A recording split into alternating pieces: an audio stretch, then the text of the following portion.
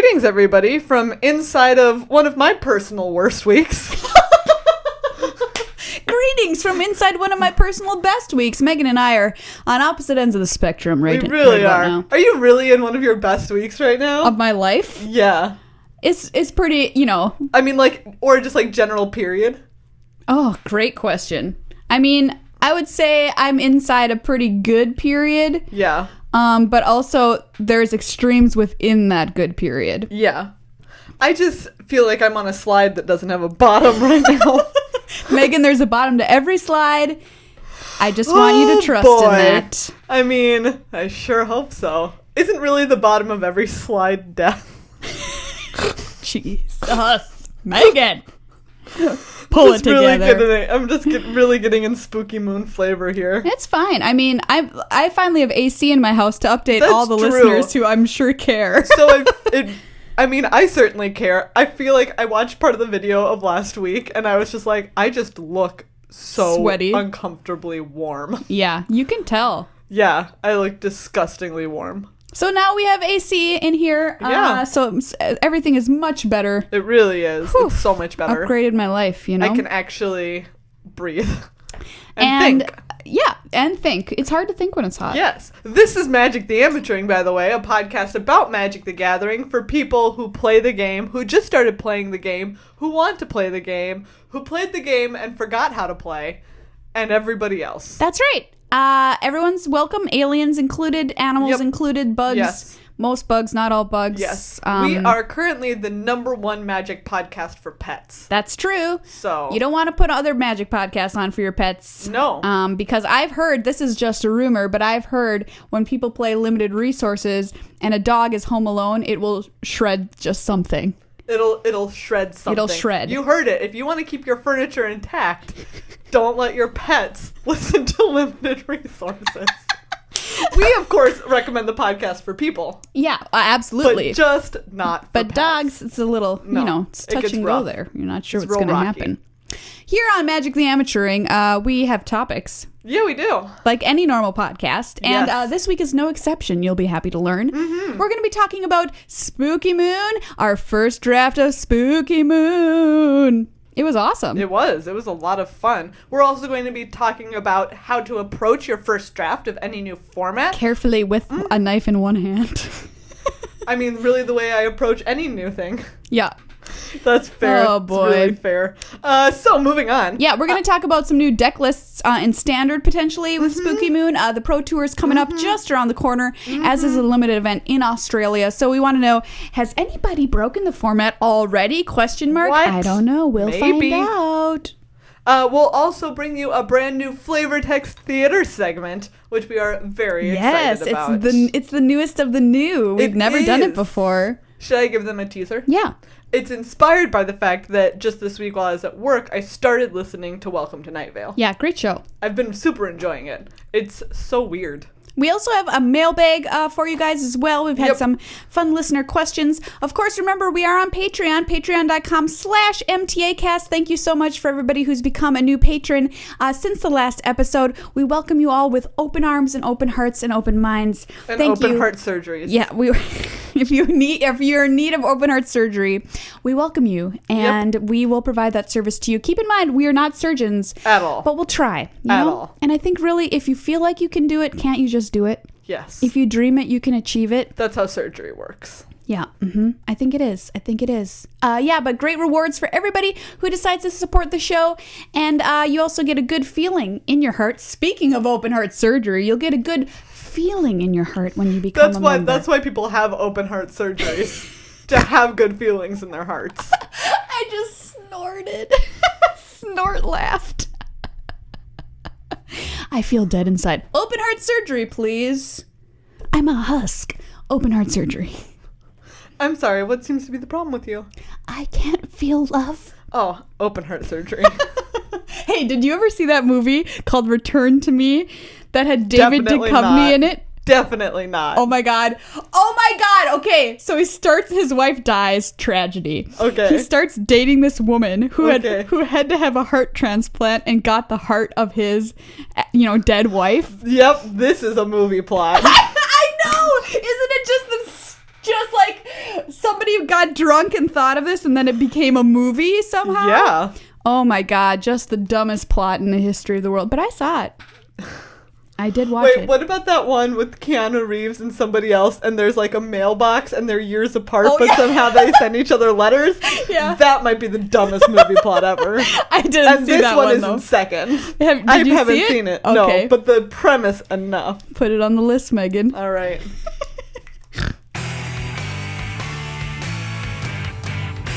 For the noobs, your first draft. That's right, everybody. Just this past week, we picked up 2 packs of Spooky Moon and 1 pack of Shadows over Innistrad and sat down for our very first Eldritch Moon draft. Oh, it was awesome. It was a lot of fun. I had a great time. We drafted with a couple of friends, as we usually do the week after the set comes, or the week after the pre-release, because it's not released yet. Yeah. But if you've got enough prize-winning packs between all of you from your pre-releases, then you can no reason to not. I got lost in the sentence. No reason to not draft it. No reason to not draft it with a bunch of friends. Don't crack your pre-release packs, okay? That's right. This is a PSA. We'll be so grossed out. I feel it every time somebody cracks a pre-release pack, and I get a Charlie horse, and that's really painful. So just like, don't do it. Yeah. If you care about me. Every at all. time someone cracks a pre-release pack, my ears itch, but they always itch. So. Oh, that sounds terrible. It really sucks. Every time somebody cracks a pre-release pack, an angel's wings are ripped off, feather by feather. And it's not like a dark angel; it's like a good angel. A good one. Yeah. Huh. Yeah, I know. It's pretty brutal. Pretty brutal. So get with your friends and do a draft if you win some packs Quick at the question. pre-release. Yeah. If you're ripping off an angel's wings feather by feather, Yeah, going back. isn't there still going to be like the wing structure beneath the feathers? Yes. So they'll still have wings, but they'll be Little bald bone wings. Gross. Yeah, and it's weird. really terrifying. Have you ever seen Dogma? Like they shoot off the wings. What? And that's what's left. Yep. So really disgusting.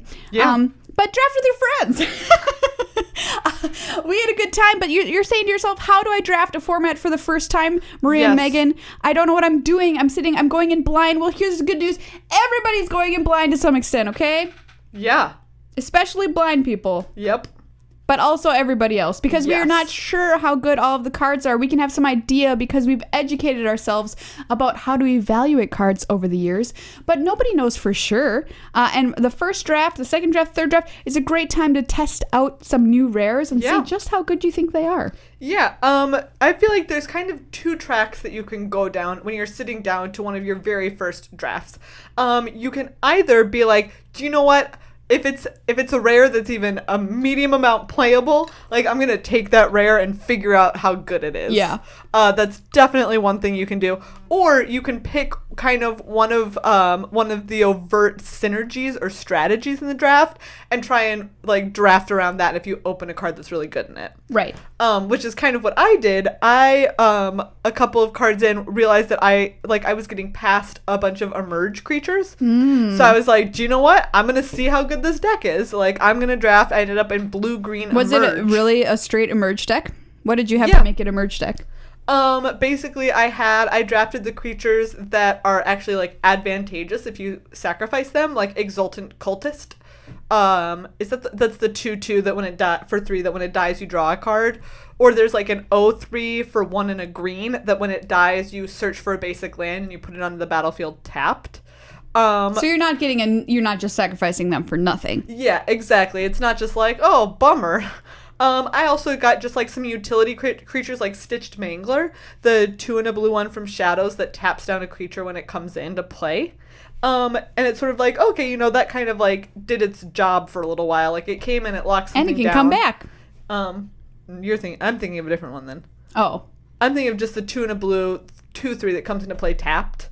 And it ices what am I down. thinking of? I'm thinking of the flying thing. Oh yeah, Stitched Scab. Yeah. Whatever that is. Or yeah, something like that. Something the stitched. 3 one. Yeah, and yeah. There's the 3/4 now. Yeah. So yeah, it's pretty cool. And yeah, and you I liked it. You had like Wretched Griff, which it gives you a bonus when it comes into play by drawing a card. Ooh, and I had I really liked. Let's see, I had the uncommon that is a merge 7 and a blue and just The 8, crab. or 9 normally. Not the hexproof one. I did have the hexproof one also. Yeah. But the one that gets you an instant or sorcery out of your graveyard. Sick. That card was sweet. Especially since in green I had like a couple of the fight cards. Yeah, and blue-green in this format, I think, likes to have its spells. Yeah, it does. I super enjoyed it. I think I don't think I drafted it optimally. So well, kick yourself. It's the first one. I know. I look forward to trying it again. Is what I'm saying. Oh yeah. So I definitely went kind of the synergy route where I like opened a couple of I had a couple of these cards that were in a new, weird, interesting synergy and draft strategy, and I was like, I'm going to do this. Let's try it out. See how it goes. Yeah, I kind of went the route of trying out individual cards to see how good they were, starting with my pack one, pick one, which was the 3/3 for 3. That when it becomes this target of a spell or ability, sacrifice it, and then it goes into exile. Exile it, and then you can cast it from exile for 3. Yeah. And I was like, well, it's a 3/3 for 3. That's pretty backbreaking in an aggressive deck. And if say it gets exiled somehow, well, I'll just play it again. Yeah. I picked it over Faith Unbroken. Is that the card that is 3 and a white for +2/+2 aura, and then you exile somebody? Yeah. So I think that card's better, but I wanted to test this one out and see how good it was. I would give it's solid. I would say it's like a C or whatever. Yeah. So it's fine. But it wasn't a major bomb or anything in my deck. But I ended up drafting a pretty aggressive deck. Didn't give me a color commitment right off the top either. So that was kind of neat, and kind of stayed open a little bit to see what was getting passed my way. I ended up in a Rakdos, which is red-black aggro vampire deck, which was kind of interesting because the whole madness mechanic is the vampire's thing, and there's not nearly as much madness happening on the text of these cards in Spooky Moon, and I ended up with not enough discard outlets. Yeah. Because I'm not sure if I just wasn't prioritizing them highly enough, but I also just don't think I saw them, because I definitely had it in my head, at least from the middle of the second pack on, that I needed to look for them, and they just didn't show up. It turned out to be fine, though, because I got 2 Bloodhall Priests, which turns out is a good card. That card is bonkers. 4/4 for 4. That deals some damage if you have no cards in hand. Has madness for 3. Finished me off one game. Yes, it did. I had stabilized. I had freaking stabilized it too. I knew I had 2 of them. Oh, there were 3 in the Priest. draft even, and I had 2. And I was like, oh man, if I draw this, it's going to be brutal. Top deck, boom. Oh, why? Feels and bad, that was man. After, I had a sick turn, actually. Yeah, it was really You remember good. that turn? Because I had ended up with 3 emerge creatures in my hand. So I played It of the Horrid Swarm, which is the 4/4 that gives you 2 insects, sacking something. And then I sacrificed that to the Lurker. Yeah. That for blue and a green. So I cast Bounce. that, only played blue and a green, put something on top of it, someone's library. Yeah. And then I paid just blue for the one that gets an instant or a sorcery back. And then got my instant my fight card, and I fight it. So I wiped your board. Yeah, in a that solid was a turn. sick turn. Yeah, Sick turn. it was pretty great. But tell you what, Rakdos doesn't care about that. Oh, you're playing a good game of Magic? Well, guess what? Boom, 2 to your face. Sad tears. yeah, yeah. So, it's possible to draft an aggressive deck in this format. That's been proved. But I don't know if Vampire Synergy is particularly as strong, just because I don't know, maybe it was only this draft. I wasn't getting as much discard as I needed to make all my sweet madness work. We saw some other really cool decks as well in this draft that I want to mention.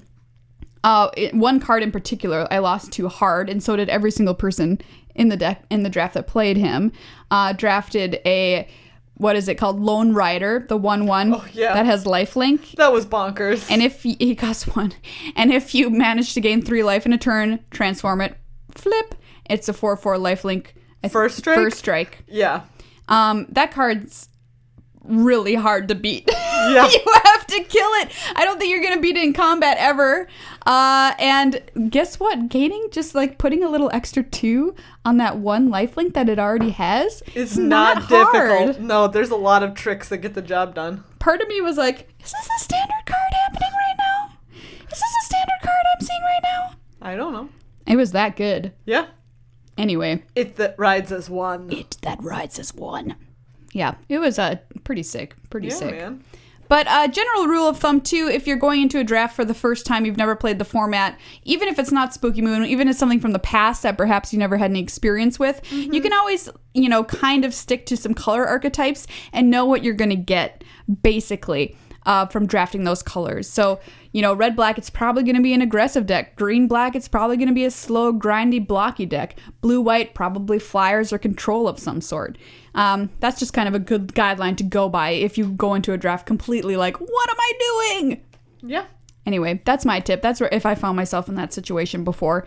And just, of course, good knowledge of card evaluation skills, which if you listen to this podcast, hopefully you have a little bit of that in your back pocket already. Unless we've never told you anything helpful.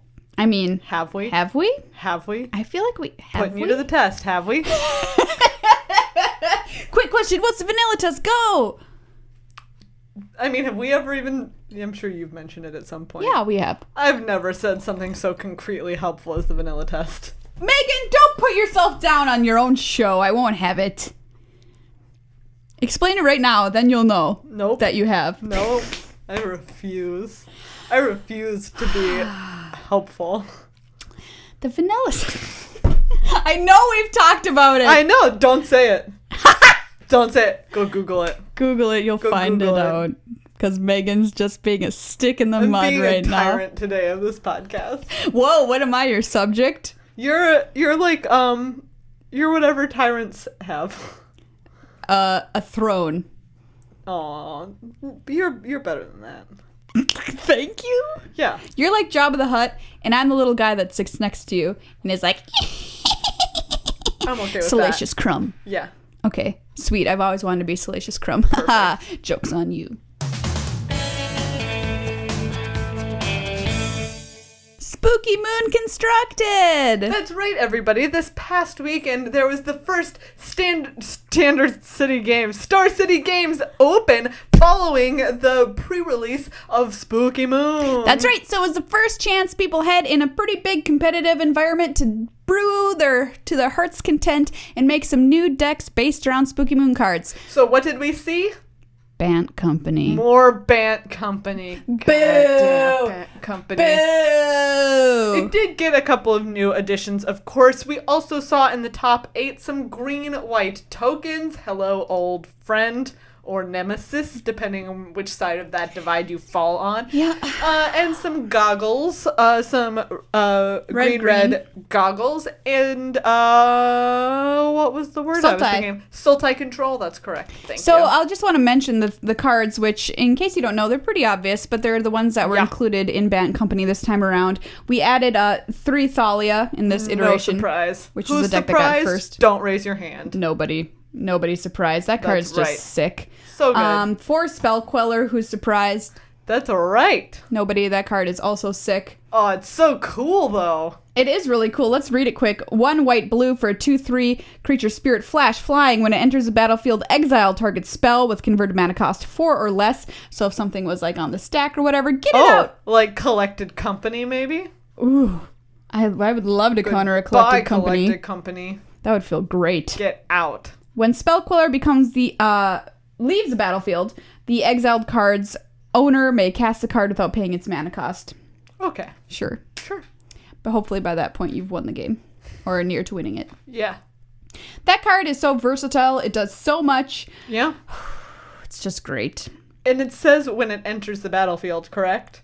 Yeah. And it's 3 mana. Yeah. So hello, Collected Company, into Spell Quelling your Collected Company. What is nastier? What is meaner? Gross. What is more gross than that?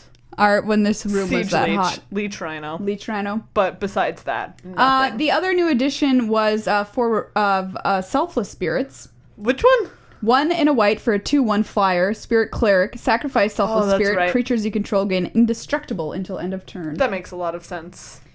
Hello, Yeah. Tiny Avacyn. It is Tiny Avacyn. Just a little bitty Avacyn. Hey guys, I'm here to be like, you're indestructible. You're indestructible. You're indestructible. So those were the additions to the Bat and Yeah. Company deck, and they were all, I would say, not really unexpected. I'm a little surprised by that 2/1 Spirit. That 2/1 but, Spirit is the most you know, surprising addition. But at the same time, I haven't played Band Company this season, so What do I know? Fair enough. All right, so here's a deck we all thought we were going to see. Showed Yeah. up. I believe this got 13th. Oh, yeah, Jeff Hooglin played this deck. Spirits. Spirits. Blue-white spirits. There's a lot of debate going around on if this is actually going to be a quote-unquote real deck that is actually quote-unquote good. I'll tell you what's real. What? Ghosts. Keep going. Megan, do you really think ghosts are real? Question. Oh, God, that's a really good question. I know, that's why I asked it. Hard-hitting questions here. I don't know. I've never been able to satisfactorily make up my mind. The very reasonable part of me says no. Yeah. Like, it just doesn't make any sense. Yeah. But the part of me that's like, we're stupid.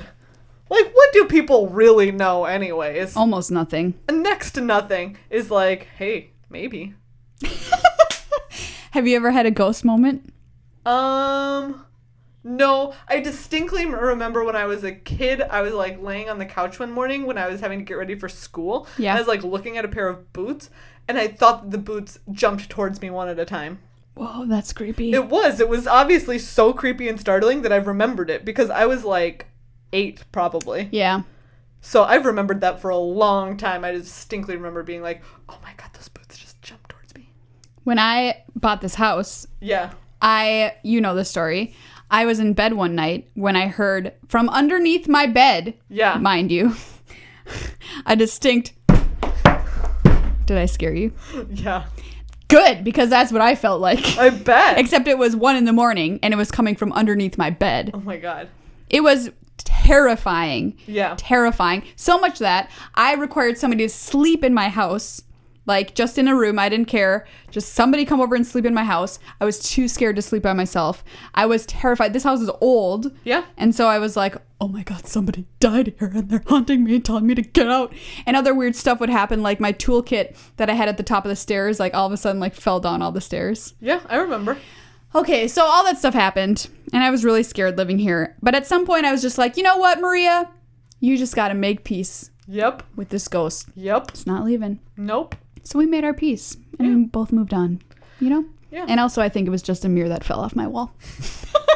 In the living room underneath my bedroom. Yeah. Ghost host. Do you believe in ghosts? Ooh, great question. That's really reasonable Yeah, of it you. makes And like I sense. said, the reasonable part of me wants to say no a lot of the time also. Yeah. So I agree Yeah. with you at least partly. Yeah, I get it. I get I it. see where you're coming from. Blue-white spirits! Do you think we're just ghosts to ghosts? Keep going. Like, anyways. if the ghosts are another dimension and we are the ghosts in that dimension, Yeah. that's a good chance. Keep going. Anyways. For Mausoleum Wanderer, of course, the little 1/1 for 1 that gets +1/+1, so it has spirit prowess when another spirit shows up. You can sacrifice it to counter a spell unless that spell's controller plays X, where X is the Mausoleum Wanderer's power. 4 Rattle Chains, whom we know. 4 Selfless Spirit, 4 Spell Queller, and, you know, randomly 4 Archangel Avacyn, because that card's good. Because why not, I guess? Hey, what's good? Avacyn. Yeah. Okay. So that, and I mean, it plays like Planar Outburst, Scatter to the Winds, Ojutai's Command, Essence Flux, Ooh. Clash of Will, so you're countering stuff. Yeah, so I mean, it's kind of like a countery, spirity deck. It seems fun to play. Yeah, definitely interesting. So that got 13th, so you know, it's not out of the game just yet. No. 13th is inside the game.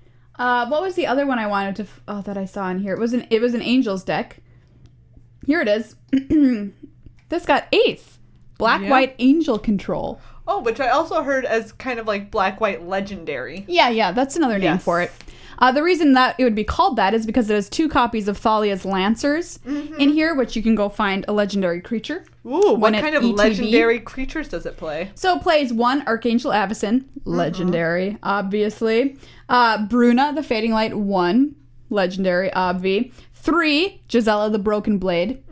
Ooh, there's some melding happening. Ooh. Yes, spicy. 2, Kalitas, Trader of Get. Ah. 1, Linvala, the Preserver. Ooh. So every single last one of them, legendary. Minus those Lancers who are just like, make way for the legendary!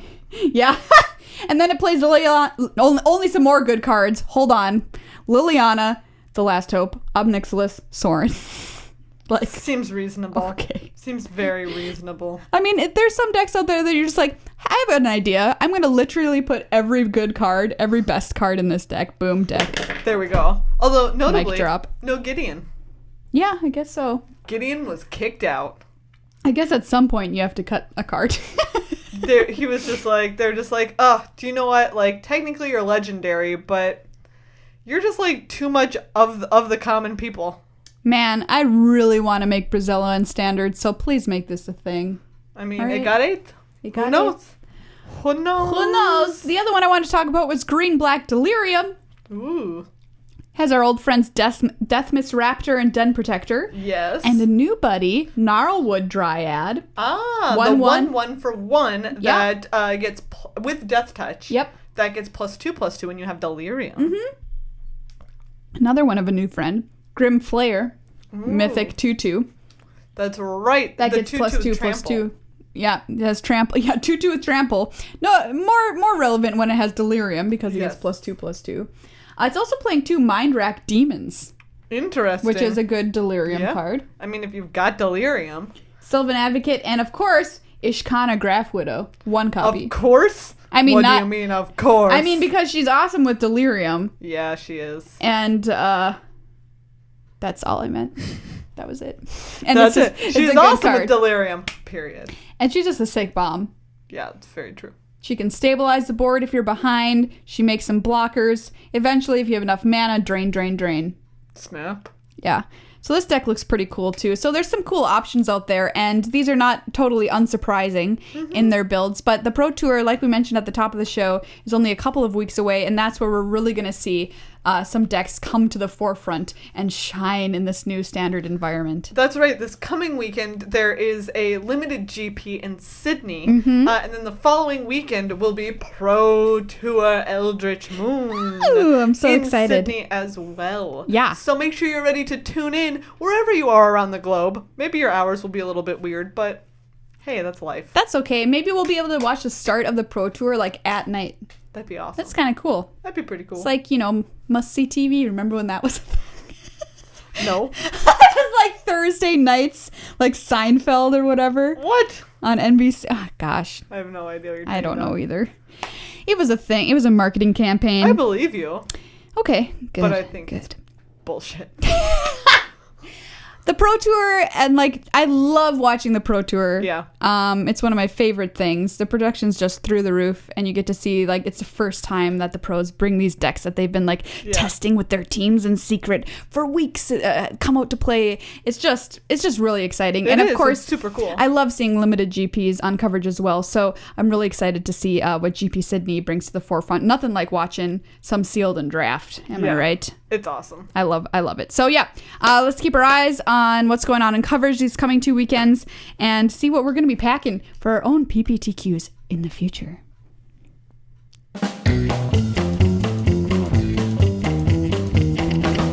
Hey everybody. Okay. Full start. Ooh, we're going to talk about Vintage Cube really quickly because it's currently on Magic Online and I freaking love it. Oh, I didn't know you loved it that much. What? I do. I love freaking Vintage in the Cube. front. It's so much fun. You get to draft so many wacky things. A couple of weeks, not even a couple of weeks ago, last week, I drafted a Tinker deck that had a Mox in it. Sweet. I forget which one, but whatever. Who it's a cares? Mox. Who cares? It had a Mox in it, and it had Tinker, and it had Inkwell Leviathan. Sweet.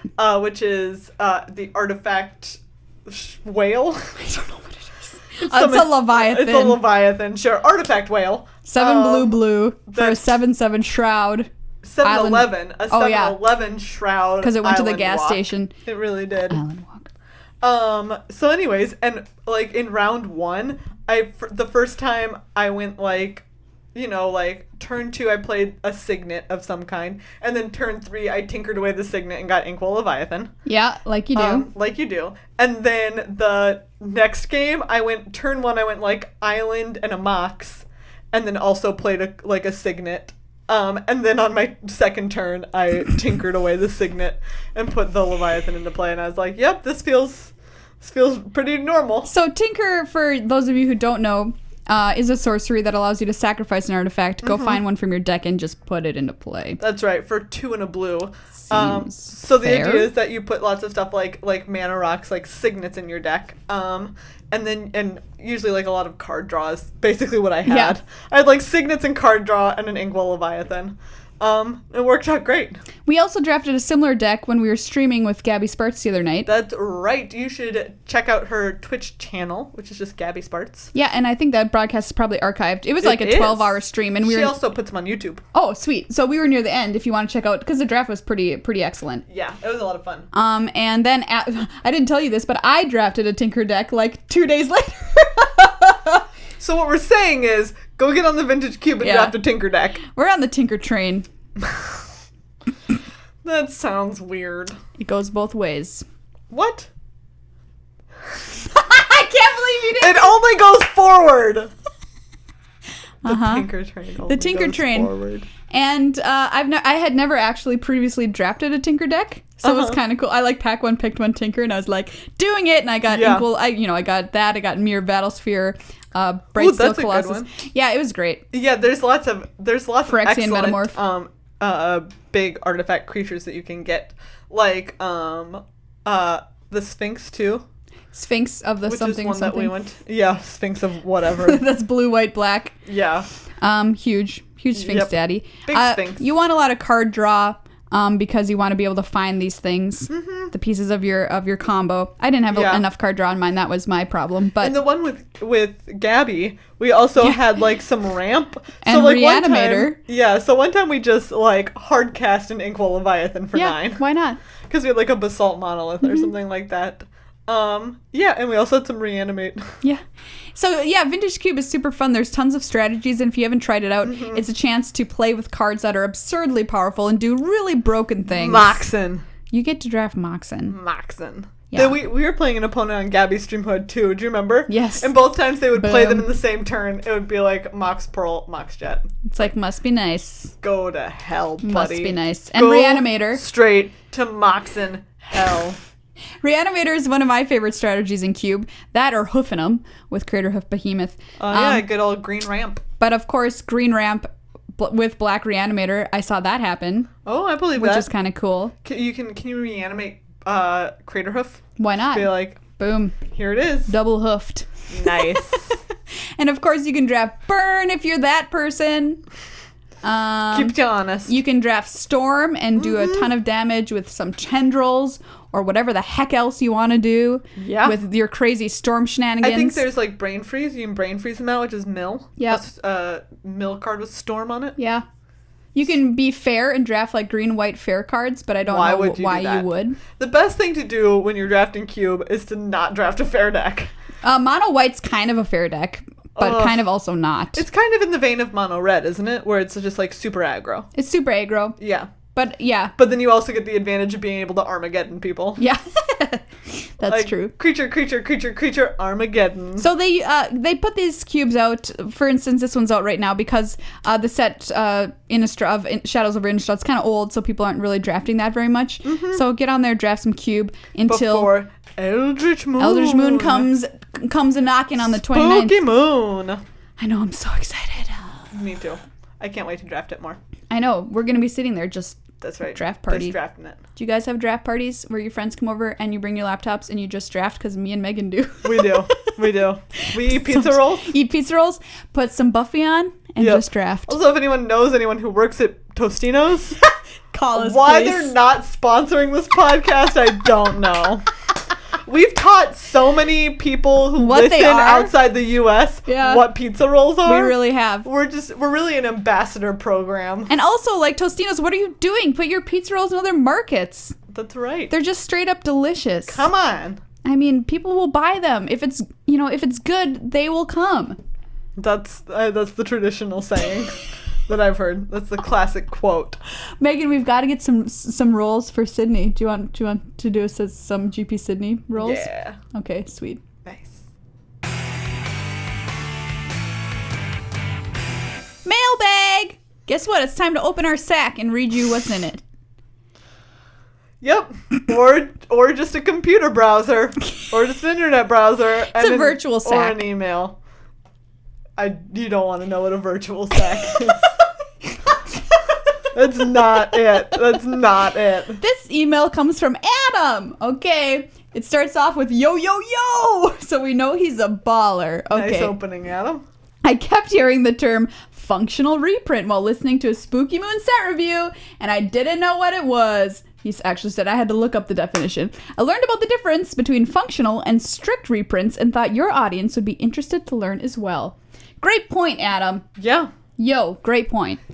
Great point. So let me just do a little bit of light reading for you here. Functional reprint cards. That's right. Serve the exact same function, that's why they're called functional reprints, as the card they resemble, except for the name. So that means they need to have the same mana cost, the same power and toughness, and essentially the same rules text. Although that sometimes is kind of, people will say functional reprint even if it's not exactly the same. Yeah, sometimes there might have been like an oracle text change or something like that. Or maybe the card had something that essentially was later a mechanic. Yeah.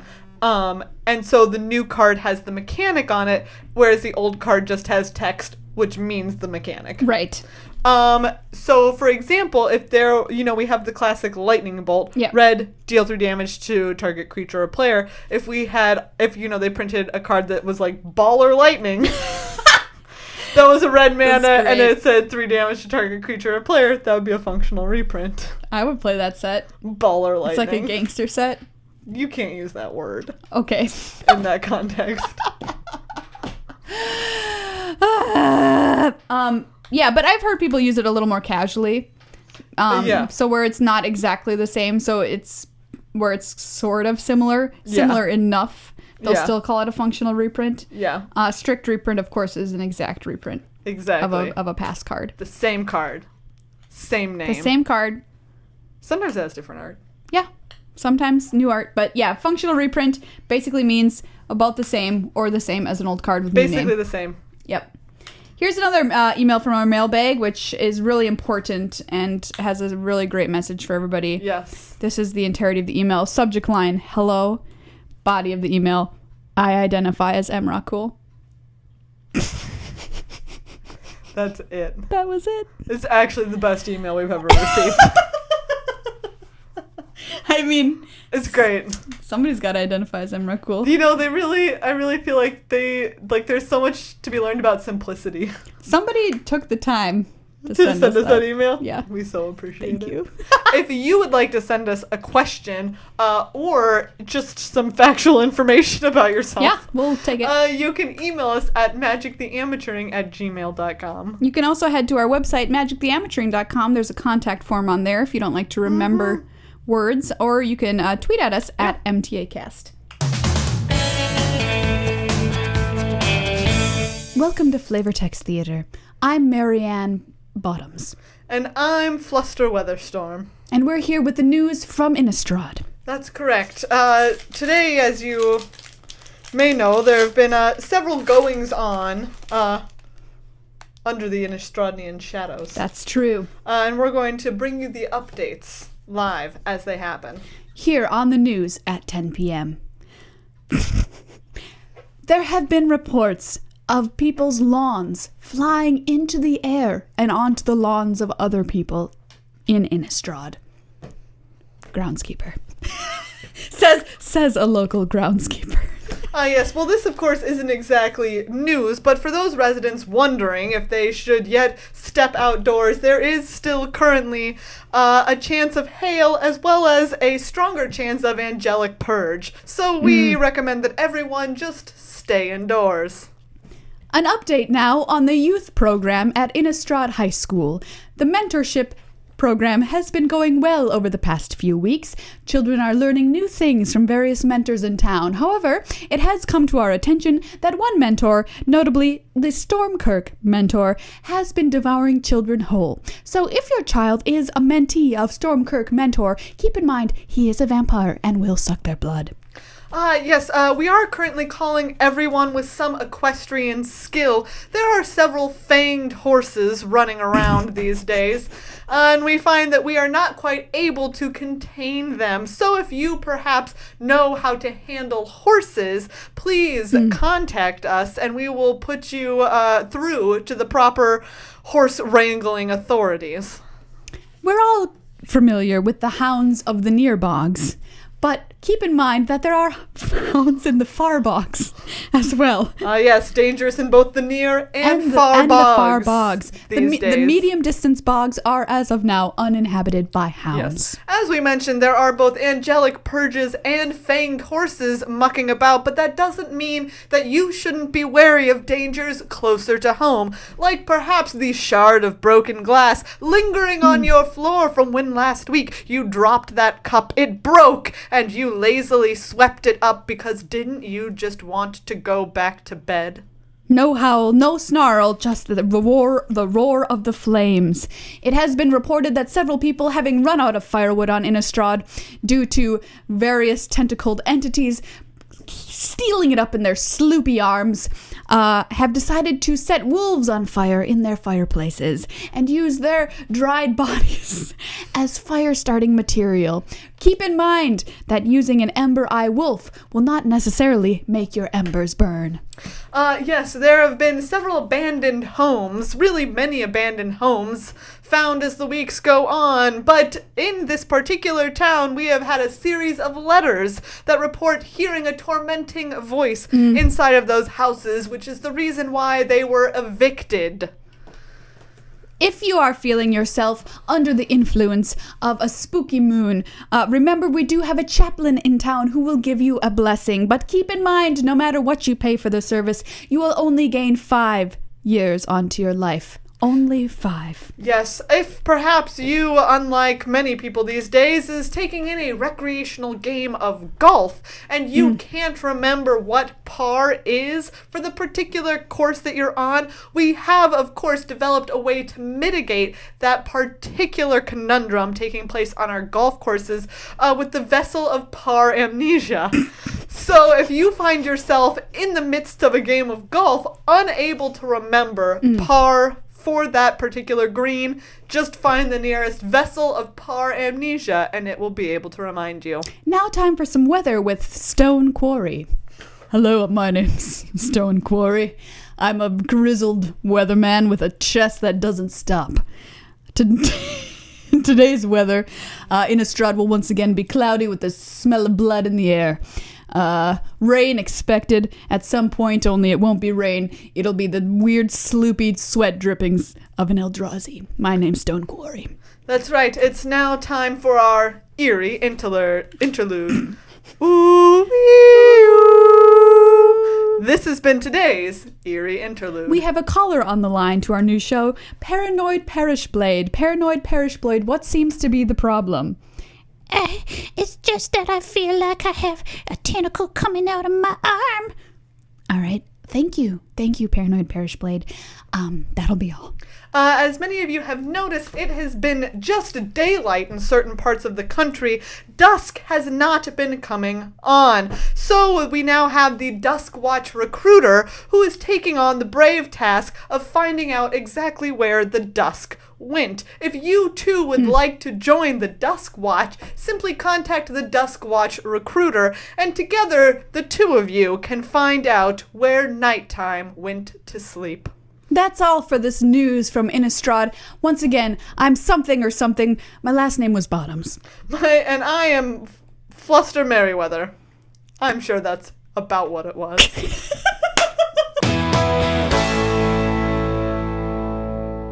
Well, everybody, that's our show. Thanks for listening again this week. Yeah. If you didn't listen again this week, what the fuck are you doing right now? How are you hearing us? What's happening? Great question. Ugh. Me. Anyway, my name's been Maria for this whole time. My name has been Meghan this entire time as well, except for a brief period of time where I was Samantha. Oh, really? When was that? It was like in the first 5 minutes. But you didn't say my name, so. I'm sort of more of a Carrie.